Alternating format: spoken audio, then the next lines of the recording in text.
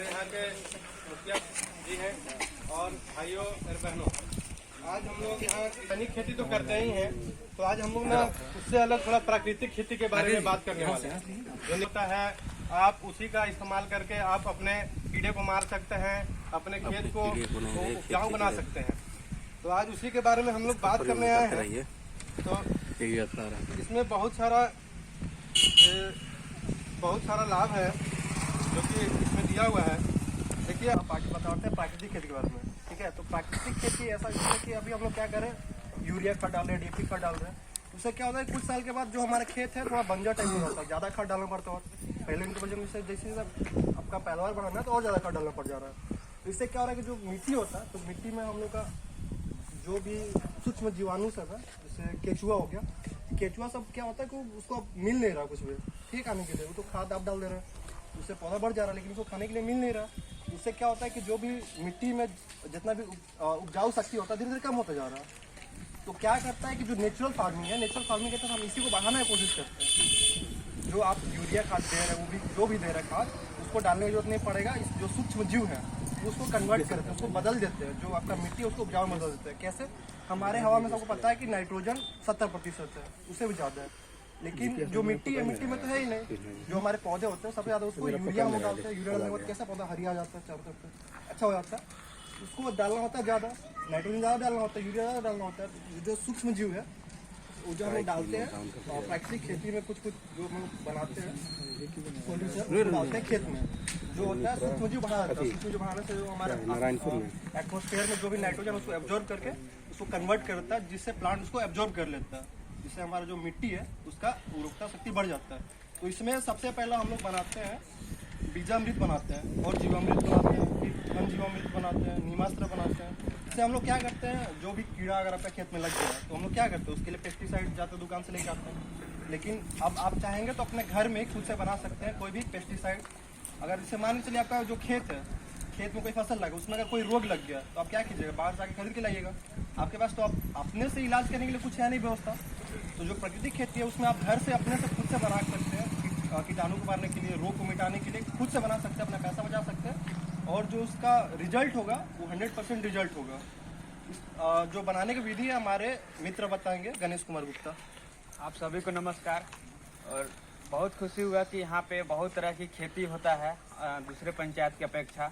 यहाँ पे जितने भी दीदी बैठे हैं बताइए कि तरह तरह की खेती होता है, कब लगाते हैं, अच्छा तरीका भी लगाने का बताइए कि क्या कब लगता है, कैसे लगता है, कब हार्वेस्टिंग, कब फसल कटाई करते हैं, सब तरीका से बताएं यहाँ पे। तो यानी कि यहाँ पे खेती के मामले में जागरूक हैं, अच्छा लगा हम लोगों को। तो हम लोग जानते हैं कि अपना खेती को पैदावार बढ़ाने के लिए अभी के तरह तरह के रसायन आ गए हैं। बीज भंडार में जाते हैं, भैया टमाटर को बढ़ाने के लिए हमको दवा दे दीजिए कि 4 दिन में बड़ा टमाटर हो जाए। वहाँ से तो बीज भंडार वाला दे देता है, लेकिन वो हमारे लिए बहुत ही हानिकारक है जो दवा खेत में डाल रहे हैं। हम लोगों को तो फसल तो अच्छा मिल रहा है, पैसा भी मिल रहा है, लेकिन कहीं ना कहीं हमारे और हमारे आने वाला पीढ़ी को बहुत ही, इसीलिए कृषि विज्ञान केंद्र गढ़वा एक नया तरीका से खेती करने का मतलब एक प्रक्रिया जारी कर रही है, जो कि प्राकृतिक खेती है। तो हम सभी को एक प्राकृतिक खेती करना है। प्राकृतिक खेती में क्या है कि रसायन तो हम लोग भी ज़्यादा रहता है, तो प्राकृतिक खेती में कुछ भी लागत नहीं लगना है। तो हमारे घर में आसपास में जो भी है वही चीज़ से हम लोग यूज करके उपयोग लाकर करना है। फसल भी अच्छा तैयार होगा और हमारे स्वास्थ्य के लिए भी बहुत ही फायदेमंद रहेगा।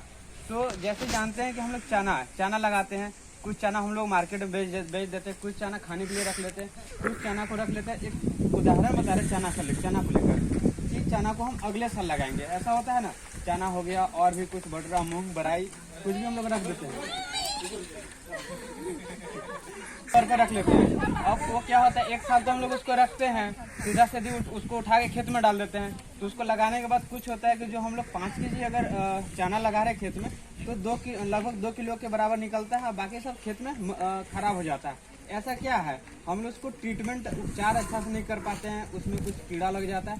यही सब उपचार के लिए प्राकृतिक तरीकों से हम लोग उसको उपचार कर सकते हैं। जैसे कि बीजामृत होता है, पहला एक बीजामृत में होता है कि बीज को हम लोग एक उपचार करके खेत में लगाएंगे। आलू को सीधे मार्केट से लाते हैं, उसको खेत में लगा देते हैं, उसको सही तरीका से हम लोग उपचार करेंगे तो कोई भी चना हो गया, सरसों हो गया, कुछ भी उड़द, मूंग, बराई, उसको उपचार करने के लिए सबसे पहले हम लोग बीजामृत बनाएंगे। तो गांव में तो सभी के पास देसी गाय होता है। देसी गाय का पहले हम लोग एक बड़ा सा जार ले लेना है, बर्तन, उसमें 20 लीटर पानी डालना है।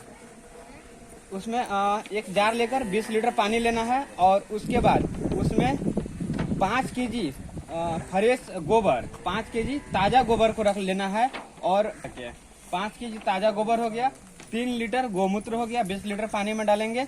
और एक 50 ग्राम चूना, जो घर में पेंट पे चढ़ा होता है चूना, उसको चूना को लेना है। और मट्टी 1 मुट्ठी लेना है। मट्टी आपको कहीं से भी ऐसे जगह से लेना है जो कि खेती नहीं वहाँ पे होता हो।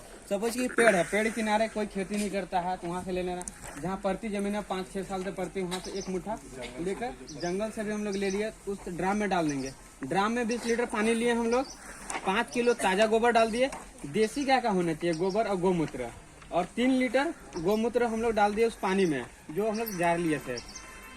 50 ग्राम आपका चूना ले लेना है और फिर उसमें डालना है 1 मुट्ठा मिट्टी लेना है। बताया कि अनउपजाऊ जगह से लेना है, जहाँ पे खेती उती नहीं होता है। उसको अच्छा तरीका से